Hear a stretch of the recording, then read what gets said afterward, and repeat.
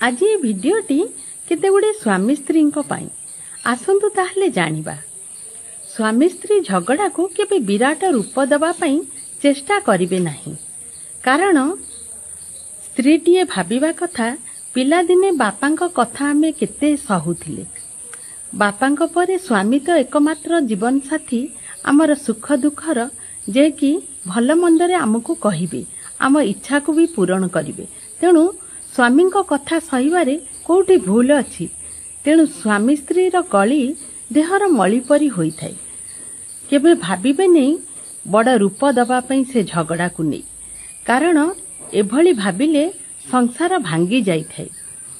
आ स्वामीटीए भी भाबिबा कथा स्त्रीटी होची घरर लक्ष्मी।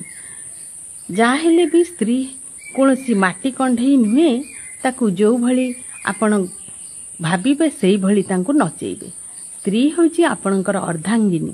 स्त्रीर इच्छा को पूरण करिबा आपणक दायित्व।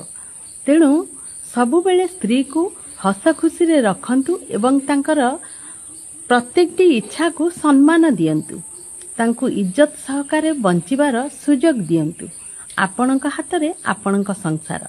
आपण हस खुशी रे रहिले आपणकर प्रभाव आपणक पिला उपरे पड़ी थाए। तेणु हसरे सबु बेले खुशी रे